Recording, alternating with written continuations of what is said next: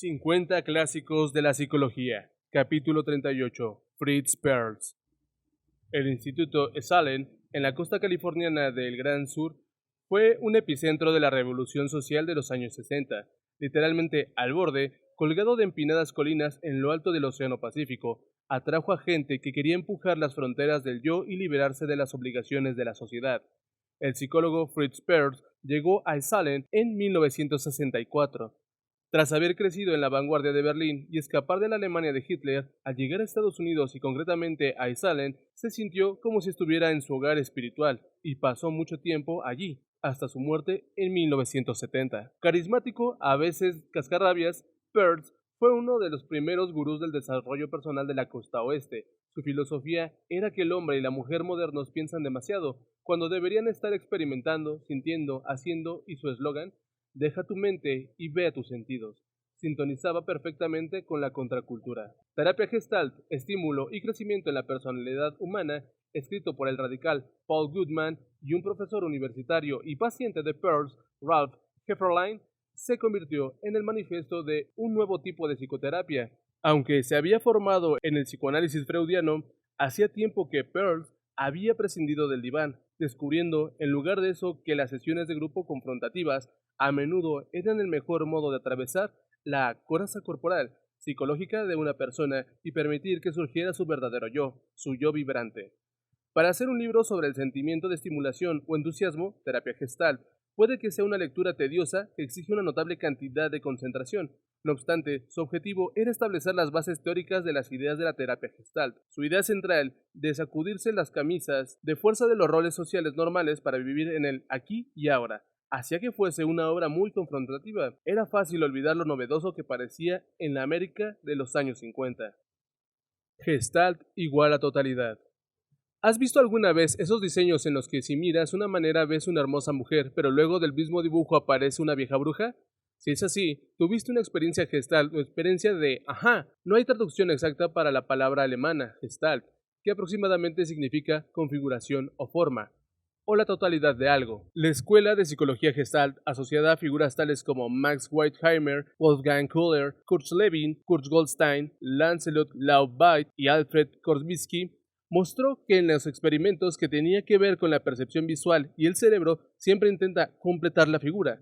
Cuando se le coloca delante de imágenes incompletas, estamos programados para encontrar una forma frente a un fondo, esto es, a prestar atención a una cosa a expensas de otra, y hallar significado en medio de un caos de colores y formas. Peirce tomó ideas de la psicología Gestalt y creó a partir de ella su propia forma de terapia.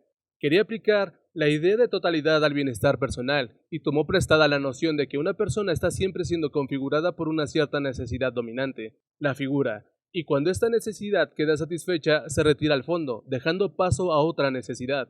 De este modo se regulan todos los organismos, logrando lo que precisan para su supervivencia. Ahora bien, la cuestión con los seres humanos es que nuestra complejidad puede enturbiar las aguas de la simple ecuación necesidad-satisfacción. Podemos reprimir unas necesidades y acentuar otras. Nuestra idea de supervivencia puede deformarse hasta el punto de creer que tenemos que mantenernos de una cierta manera, incluso aunque para alguien que lo vea desde fuera lo que estamos haciendo es estúpido. Nuestra necesidad dominante se relaciona totalmente con nuestro sentido del yo, pero es un yo que ha dejado de ser fluido o elástico, un yo neurótico. Ha dejado de estar despierto. En el análisis freudiano clásico, el médico trata de entender a una persona intentando bucear en su mente, tratando a la persona como un objeto. El terapeuta Gestalt, por el contrario, considera a la persona como parte de su entorno. La mente, el cuerpo, el entorno, son todos aquellos parte de la misma consideración, en lugar de la tendencia psicológica a descomponer las cosas en partes. La terapia Gestalt aprende la totalidad. En palabras de Peirce, la perspectiva Gestalt es el enfoque de la vida original, sin distorsionar, natural, esto es, el enfoque natural de pensar, el actuar y el sentir del ser humano. La persona media, al haber sido educada en un ambiente lleno de decisiones, ha perdido su totalidad, su integridad. Contacto y confluencia. El olfato, el tacto, el gusto, el oído y la vista constituyen las fronteras de nuestro contacto con el mundo. Cuando alguien ha comenzado a pensarse a sí mismo como un objeto aislado, ha dejado de ser un ser que siente, que establece contactos, que recibe estímulos. Peirce se dio cuenta de cómo la vida moderna, sentados en oficinas con aire acondicionado, nos anestesia. Deliberadamente reducimos nuestro nivel de conciencia para crear una existencia más ordenada, sin sorpresas. Pero, ¿qué dice de la gente en su lecho de muerte? No dice, ojalá hubiera buscado más seguridad o ganado más dinero, sino, ojalá hubiera aprovechado las oportunidades, hecho más cosas. Es decir, hubiera tenido más contacto con la vida. Peirce observó que alguien en genuino contacto con el entorno se halla en un estado de estimulación, están de una manera u otra sintiendo todo el tiempo. Por el contrario, los neuróticos, en lugar de arriesgarse al contacto con el mundo, se retiran al mundo interior que conocen y no crecen. La gente sana se compromete con la vida, comer y conseguir comida, amar y hacer el amor, agresividad, conflictos, comunicación, percibir, aprender, etc. Lo opuesto del contacto es la confluencia, expresar lo que te han enseñado que debes expresar por mero hábito o ver las cosas como deben verse. Peirce da el tiempo de alguien que está en una galería mirando una obra de arte moderno. Él cree que está percibiendo la obra directamente, cuando en realidad está en contacto con el crítico de arte de su periódico favorito. La gente crece en el mundo con fuertes expectativas de cambiar su naturaleza básica en algo que no es, y este abismo entre nuestra naturaleza biológica y la sociedad conduce a agujeros en la personalidad. Algunos de nosotros no tienen corazón ni intuición, otros no tienen piernas sobre las que mantenerse, otros no tienen genitales o confianza, o no tienen ojos ni oídos. Decía Peirce de manera más bien sorprendente a sus grupos. En la terapia Gestalt, la gente busca sus partes perdidas y en el proceso recupera la agresividad o la sensibilidad perdida. Conciencia del cuerpo y de las emociones. Peirce veía una clara diferencia entre la introspección y el darse cuenta. El darse cuenta era el espontáneo percibir lo que surge en ti, lo que estás haciendo, sintiendo, planeando. Por su parte, la introspección consistía en las mismas actividades pero de una manera evaluadora, correcta, controlada y entrometida. La distinción es importante, porque tradicionalmente la psicología implica la presunción de que podemos analizarnos como si fuéramos algo distinto de nuestro cerebro y nuestro cuerpo. Pero tal análisis lo único que hace es neurotizarnos, lo que nos devuelve a la salud psicológica y permite que se restablezca el equilibrio con el mundo, es la reconexión con nuestros sentidos. Terapia Gestalt contiene muchos experimentos que Peirce llevaba a cabo para lograr que la gente incrementara su darse cuenta. Por ejemplo, decirles, sentid vuestro cuerpo. Al tumbarnos en silencio y sentir cada parte de nuestro cuerpo, notamos algunas zonas que parecen muertas. En otras partes podemos experimentar dolor o desequilibrio. Mediante el simple acto de prestar atención a ciertas áreas de los músculos o articulaciones podemos llegar a la conclusión respecto a por qué el cuello está rígido y nos duele el estómago. Peirce observaba, la personalidad neurótica crea sus síntomas mediante la manipulación inconsciente de sus músculos. A menudo, los experimentos daban como resultado que alguien se diera cuenta de que un gruñón o alguien a quien le gusta fastidiar. En otro experimento, Peirce pedía a los participantes que se dijeran a sí mismos lo que estaban viendo y haciendo en cada momento. Es decir, ahora estoy sentado en esta silla, esta tarde mirando la mesa que hay frente a mí. En este momento hay un sonido de coche en la calle y ahora siento el sol en mi rostro a través de la ventana. Luego, les preguntaba qué dificultades tenían al hacer esto. Invariablemente respondían, ¿qué dificultades? El descubrimiento era que en medida en que estás totalmente en el presente, observando y sintiendo el entorno, estás libre de problemas. Las preocupaciones y las ansiedades vuelven cuando abandonas tu entorno. Algunas personas descubrieron que la experiencia les causaba impaciencia, aburrimiento o ansiedad, que según Peirce indicaba hasta qué punto su conciencia carecía de actualidad. Lo que está oculto no puede transformarse. El propósito de la Gestalt es dejar vivir como si fuéramos autómatas. Muchas personas descubren que realmente viven en el presente solo una pequeña parte del tiempo, cuando conscientemente lo hacen durante más tiempo. Esto puede ser un avance muy importante. El darse cuenta y la atención plena resuelven los problemas, enseñaba Peirce, sin racionalizar sobre ellos. La mayoría de nosotros descubre que las partes que intentamos acallar siempre vuelven, pero la reducción voluntaria de la conciencia o la represión significa que nunca cambiaremos ni resolveremos el asunto. Peirce enseñaba que si en el pasado sucedió algo horrible, tenemos que hacerlo presente plenamente, incluso representarlo de nuevo, para apropiárnoslo. Intentar ignorarlo no hace sino darle más energía. Seriedad frente a responsabilidad. Peirce creía que los adultos sanos no deberían abandonar completamente las actitudes de los niños. La espontaneidad, la imaginación, la curiosidad y el asombro son cosas que deberíamos conservar. Todos los grandes artistas y científicos lo hacen, y no deberíamos insensibilizarnos a causa de la responsabilidad por tener que ser siempre razonables. Los niños son superiores a los adultos en su seriedad, incluso cuando están jugando. Pueden abandonar una actividad por capricho, pero cuando están haciendo algo no les importa nada más. Las personas con talento conservan esta conciencia muy directa, pero el adulto medio generalmente no está bastante interesado en lo que hace.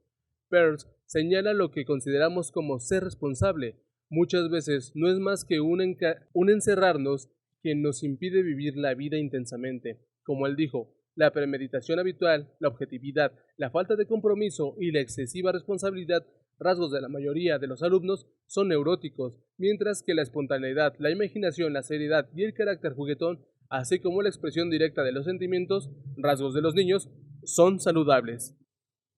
Comentarios finales. La filosofía de Peirce consiste en hacer lo que sientes en lugar de lo que deberías hacer. Ciertamente, le asegura un lugar en muchos corazones y muchas mentes. Su famosa oración Gestalt resume el espíritu de los años 60. Yo hago mis cosas y tú las tuyas. Yo no estoy en este mundo para satisfacer tus expectativas, y tú no estás en este mundo para satisfacer las mías. Tú eres tú y yo soy yo. Y si por casualidad nos encontramos, es hermoso. Si no es así, no tiene arreglo. A veces, la última línea se eliminaba de los pósters, pues no parecía encajar en el ethos del poder de las flores. Pero entonces, Peirce se reía de los buscadores del goce, el éxtasis y las alturas, e insistía en que su terapia implicaba trabajo duro. Con frecuencia era desagradable y rudo y podía hacer llorar a la gente. Nadie quería ver invadida su vida privada y que se mostrara los agujeros de su personalidad.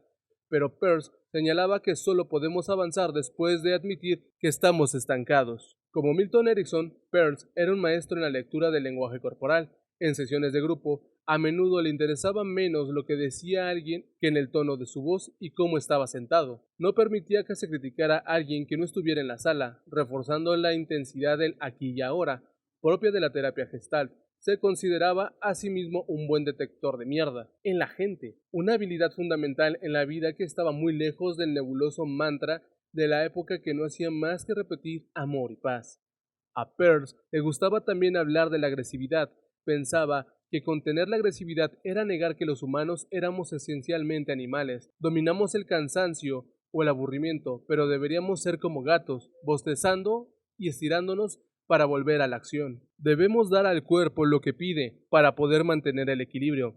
¿Hay alguna parte de ti mismo que hayas amputado por ser antisocial o inapropiada en una persona amable? Reclama para poder estar vivo de nuevo.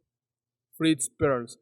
Nacido en 1893 en Berlín, Frederick Salomon Perls obtuvo su licenciatura en medicina en 1926.